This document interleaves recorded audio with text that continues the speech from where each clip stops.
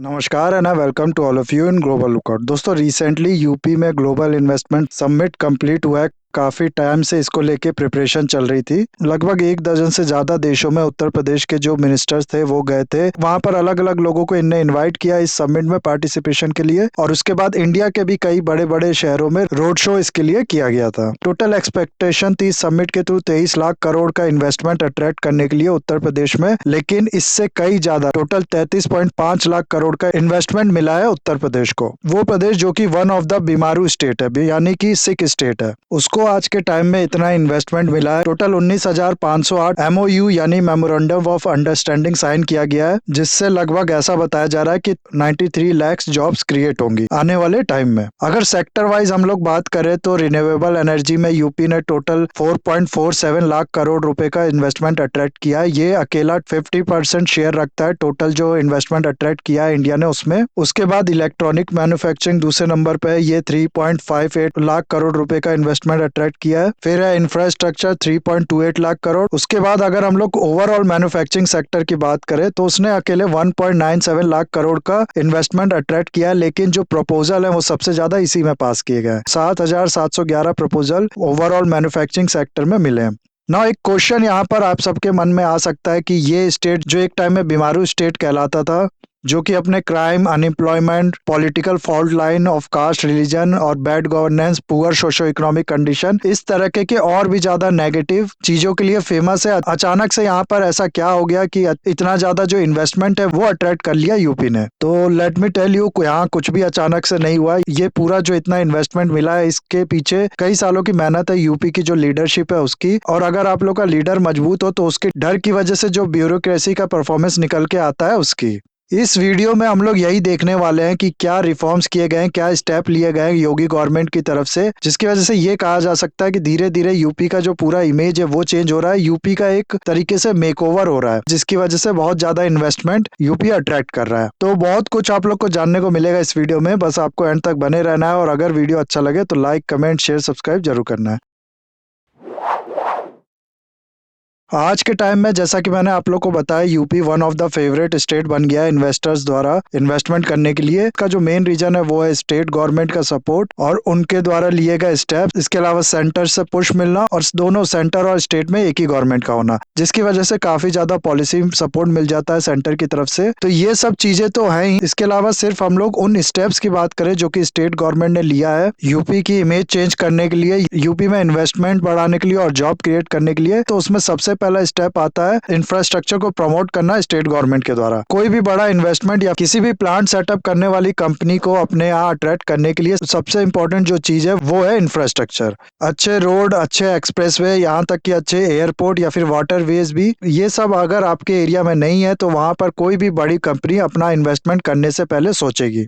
क्योंकि अच्छे इंफ्रास्ट्रक्चर से होता क्या है कि एक जगह से दूसरी जगह सामान को ट्रांसफर करने में काफी ज्यादा आसानी होती है, ट्रांसपोर्टेशन कॉस्ट काफी ज्यादा कम हो जाता है, और ये एक एसेट की तरह होता है। क्या होता है कि कभी भी इंफ्रास्ट्रक्चर पे कोई गवर्नमेंट खर्चा करती है तो ये उसे लंबे टाइम तक रिटर्न देती रहती है। और जाहिर सी बात है, कोई भी बड़ी कंपनी या फिर कोई भी बड़ा इन्वेस्टर उसी स्टेट गवर्नमेंट में या फिर उसी स्टेट में इन्वेस्ट करना चाहेगा जिसके पास एसेट ज्यादा होंगे। साथ ही साथ इंफ्रास्ट्रक्चर जो है वो लॉन्ग टाइम तक के लिए जॉब भी क्रिएट करता है, जिसकी वजह से गवर्नमेंट का जो टैक्स बेस है वो भी बढ़ता है।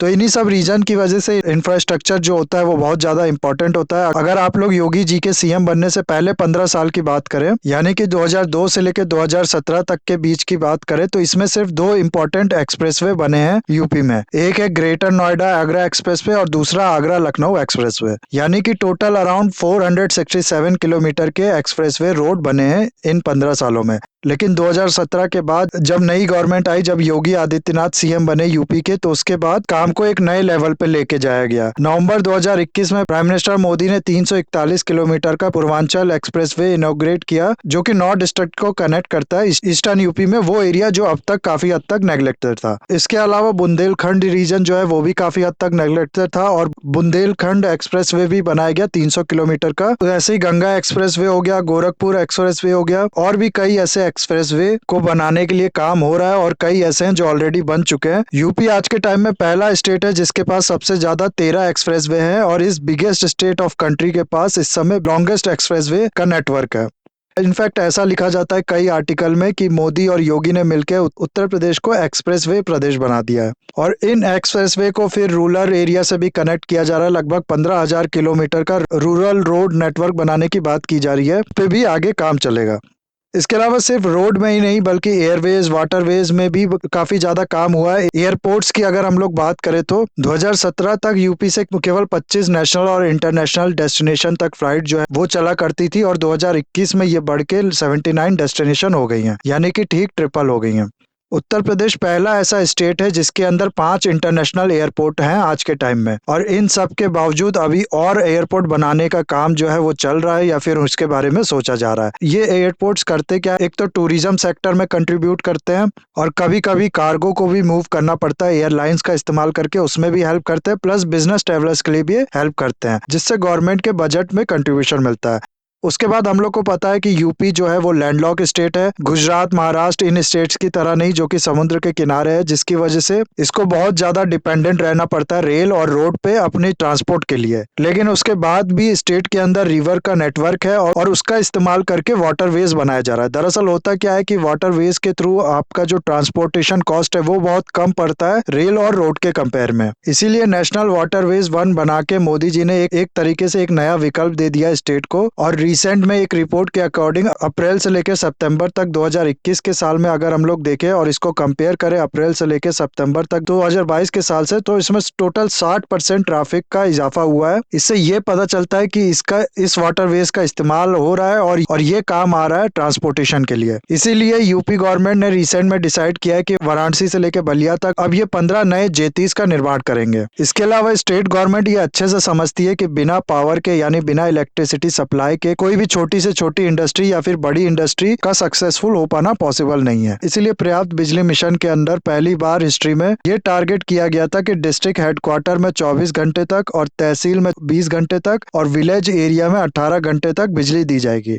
2017 से लेकर 2021 के बीच के डाटा की अगर हम लोग बात करें तो डिस्ट्रिक्ट हेडक्वार्टर में 23.14 घंटे, तहसील में 20.41 घंटे और विलेज एरिया में 17.43 घंटे तक एवरेज इलेक्ट्रिसिटी प्रोवाइड की गई है। तो ये दिखाता है कि काफी हद तक जो कि प्रॉमिस किया गया था वो दिया गया है। और इसके साथ ही साथ 673 सब स्टेशन को ऐड किया गया है योगी जी के टाइम में डिस्ट्रीब्यूशन सिस्टम में, और 1347 सब स्टेशन की कैपेसिटी को बढ़ाया गया है। साथ ही साथ जो सर्विस डिलीवरी है उसमें काफी ज्यादा इंप्रूवमेंट देखने को मिली है। Corporate like service level agreement की तरह सर्विस प्रोवाइड की जा रही है। कोई भी ट्रांसफार्मर अगर खराब होता है तो अर्बन एरिया में इसको 24 घंटे के अंदर ठीक कर दिया जाता है और रूरल एरिया में इसको 48 घंटे में ठीक कर दिया जाता है। इसके अलावा पहले जो भी प्रॉब्लम्स आती थी बिजनेस सेटअप करने वाले को कंपनी जो कि उत्तर प्रदेश में बिजनेस कर रही है, गवर्नमेंट या फिर ब्यूरोक्रेटिक हर्डल की वजह से उसको सॉल्व करने के लिए बहुत ज्यादा इस्तेमाल किया गया डिजिटल टेक्नोलॉजी का। फास्ट क्लियरेंस ऑफ मिशन के लिए single window clearance online platform बनाया गया निवेश मित्रा। और इसके अलावा और भी ऐसे प्लेटफॉर्म बिजनेसेस को प्रमोट करने के लिए या फिर अपने ग्रीवांस को रजिस्टर कराने के लिए बनाया गया, जैसे कि निवेश सारथी, मुख्यमंत्री उद्यमी मित्रा। इन सब के वजह से जो कई दिनों तक फाइल्स अटकी रहती थी या फिर जो शिकायतें होती थी उस पर कोई कार्रवाई नहीं होती, उन सब में काफी ज्यादा सुधार देखने को मिला है। साथ ही साथ centre of excellence and tech park खोले गए हैं और डिजिटल रिवॉल्यूशन को अपने यहाँ लाने के लिए पीडीएस सिस्टम जिसके थ्रू राशन प्रोवाइड किया जाता है जो नीडी लोग हैं उनको उसको डिजिटलाइज किया गया है, जिसके बारे में खुद योगी आदित्यनाथ जी ने कहा है कि ऐसा करके हम लोग हर साल 1200 करोड़ रुपए सेव कर पा रहे हैं। फिर लोगों को बेनिफिट ट्रांसफर करने के लिए डीबीटी यानी डायरेक्ट बेनिफिट ट्रांसफर का इस्तेमाल किया गया है, जिसकी वजह से करप्शन कम हुआ है। और जैसा कि हम लोग जानते हैं आज के टाइम में डिजिटलाइजेशन एक तरीके से बेस बन चुका है सारे सक्सेसफुल स्टार्टअप्स का। तो ऐसा करने से जो स्टार्टअप्स है उनको भी काफी ज्यादा सपोर्ट मिला है। इसीलिए इसी डिजिटल इकोनॉमी को बढ़ाने के लिए, इसे प्रमोट करने के लिए योगी गवर्नमेंट 2017 में लेके आई थी इलेक्ट्रॉनिक्स मैन्युफैक्चरिंग पॉलिसी, जिसे 2020 में एक नई पॉलिसी के साथ रिप्लेस किया गया है। इस पॉलिसी के अंदर मैन्युफैक्चरिंग क्लस्टर बनाने की बात की गई है मोबाइल मैन्युफैक्चरिंग के लिए, कंज्यूमर ड्यूरेबल हो गया, टेलीकॉम प्रोडक्ट्स हो गए, आईटी हार्डवेयर, मेडिकल इक्विपमेंट्स हो गए, इस तरह के और भी इलेक्ट्रॉनिक मैन्युफैक्चरिंग के लिए। 2017 की जो पॉलिसी थी वो काफी ज्यादा सक्सेसफुल हुई थी। इस समय देश में जितने भी मोबाइल बन रहे हैं उसका 60% अकेले यूपी में ही बन रहा है। और ये जो 2020 की पॉलिसी है इसको एक्सपेक्ट किया जा रहा है कि 40,000 करोड़ का और इन्वेस्टमेंट लेके आएगी यूपी में ये।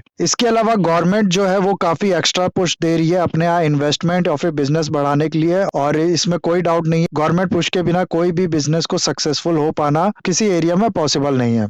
पिछले कुछ सालों में गवर्नमेंट ने ऐसे ऐसे स्टेप्स लिए हैं जिसकी वजह से इन्वेस्टमेंट प्रदेश में करना काफी ज्यादा आसान हो गया है। जैसे कि ऑनलाइन प्लेटफॉर्म्स के बारे में मैंने आप लोग को बताया, निवेश मित्रा हो गया और बाकी तरह के ऑनलाइन प्लेटफॉर्म्स हो गया। उसके बाद यूपी गवर्नमेंट का one district one product scheme के बारे में आप लोग ने काफी सुना होगा। इसके बारे में मैं अलग से भी एक वीडियो बना चुका हूँ, उस वीडियो को भी जाके आप लोग देखिए, लिंक जो है मैं डिस्क्रिप्शन में डाल दूंगा। इन शॉर्ट में खाली आप लोग इतना समझ लीजिए कि इस स्कीम के अंदर हर डिस्ट्रिक्ट से एक प्रोडक्ट को चूज किया गया है और उस प्रोडक्ट का प्रोडक्शन उस एरिया में प्रमोट किया जाएगा। साथ ही साथ उसके मार्केट के लिए गवर्नमेंट काम करेगी और खुद से प्रमोट करेगी देश और विदेशों में उस प्रोडक्ट को। इस चीज में काला नमक राइस जो है उसकी काफी सक्सेसफुल स्टोरी है, जिसके बारे में मैंने बताया था उस वीडियो में, तो वो वीडियो भी आप लोग देखिए, लिंक आप लोग को मिल जाएगा डिस्क्रिप्शन में।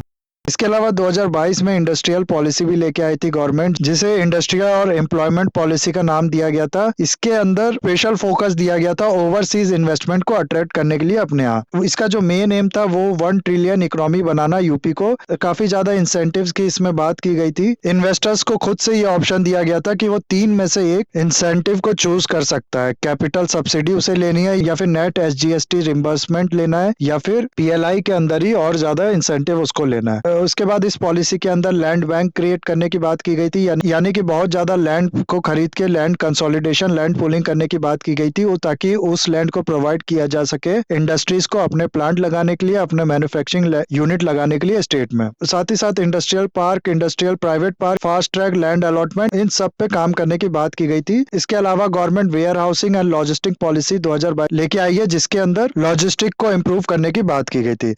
और इतना ही नहीं, यूपी में डिफेंस इंडस्ट्रियल कॉरिडोर भी बनाने की बात की गई थी। इसमें 6 नोड्स यानी कि लखनऊ, कानपुर, झांसी, आगरा, अलीगढ़, इन सब का एरिया कवर हो और टोटल 50,000 करोड़ का इन्वेस्टमेंट अकेले ही अट्रैक्ट करेगा।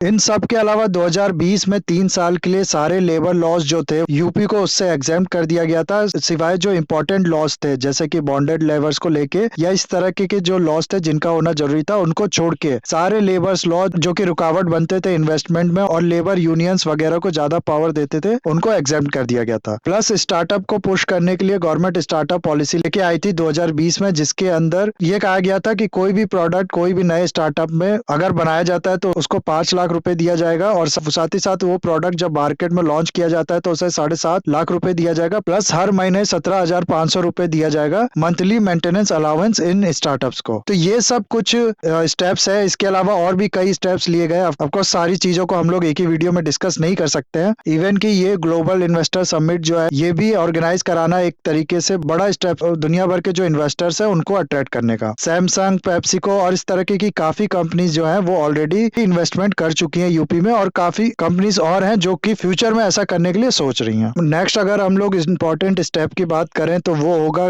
गवर्नमेंट का जो क्राइम को कम करने के लिए स्टेप लिए गए हैं। वो सीएम बनने के बाद से ही जो योगी आदित्यनाथ है उनने काफी ज्यादा मजबूत पकड़ बना रखी है पुलिस सिस्टम पे, और सबसे इम्पोर्टेंट फोकस उनका क्राइम को कम करने के लिए ही है। सीएम बनने के ठीक बाद सबसे पहले उनने इलीगल स्लॉटर हाउस जो थे उनको बंद कराया, और हमेशा एक कड़ा रुख अपनाया गया क्रिमिनल्स के अगेंस्ट में। 2017 से लेकर 2020 तक अगर हम लोग NCRB यानी नेशनल क्राइम रिकॉर्ड ब्यूरो के रिपोर्ट के अकॉर्डिंग पे बात करें, इस बीच में ओवरऑल क्राइम रजिस्टर जो है वो बढ़ा है, यानी कि लोगों ने क्राइम रजिस्टर किया है ज्यादा पहले के मुकाबले में। अब इससे ये मत समझ लेना इसका मतलब क्राइम बढ़ा है। दरअसल कभी कभार होता क्या है कि जब क्राइम बहुत ज्यादा होता है तो क्रिमिनल्स अपने पावर का इस्तेमाल करके, करप्शन का इस्तेमाल करके इसकी कंप्लेंट फाइल नहीं होने देता है। तो ये भी एक रीजन हो सकता है क्राइम बढ़ने का। अब इसको देखने का अपना अपना तरीका है। उसके अलावा अगर हम लोग टोटल क्राइम्स की बात करें तो इसमें भी थोड़ा सा इजाफा हुआ। 60,82,000 क्राइम इंसिडेंट हुए थे 2017 में, और 2020 में यह है 65,07,925। तो ओवरऑल क्राइम तो बढ़ा है, लेकिन जो सीरियस क्राइम होते हैं जैसे कि मर्डर हो गया, राइट्स हो गए, ये सब में कमी देखने को मिली है। और एक सेटिस्फेक्शन का सेंटिमेंट और ट्रस्ट का सेंटिमेंट मिला है इन्वेस्टर को, क्योंकि जो क्राइम डाटा होता है वो भी कहीं ना कहीं इंपॉर्टेंट होता है इन्वेस्टर का माइंडसेट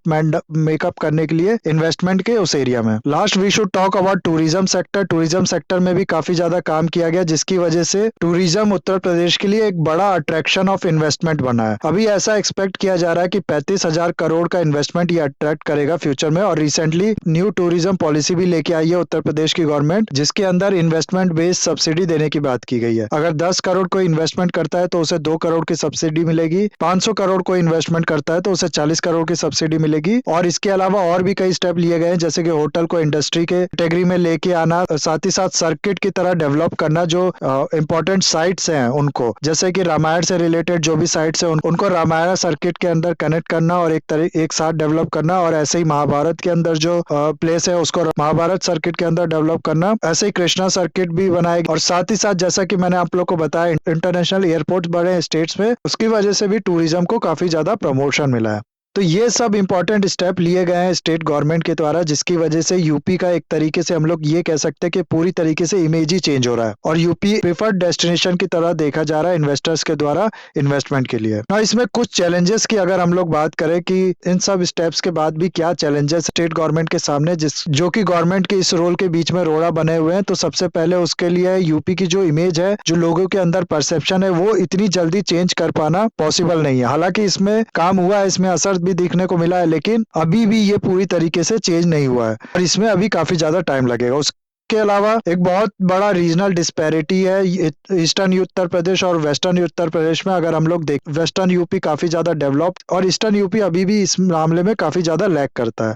इसके अलावा पावर एक बड़ा इशू है, अभी भी जो पावर है, जो इलेक्ट्रिसिटी है, वो यहाँ पर बाकी स्टेट से थोड़ी ज्यादा महंगी है। तो ये सब चैलेंजेस है और ये सब जो मैंने स्टेप्स गवर्नमेंट के थे वो बता दिया आप लोग को। आई होप ये वीडियो आपको अच्छा लगा होगा। इसे लाइक, कमेंट, शेयर, सब्सक्राइब जरूर कीजिएगा। That's all, have a nice day, take care.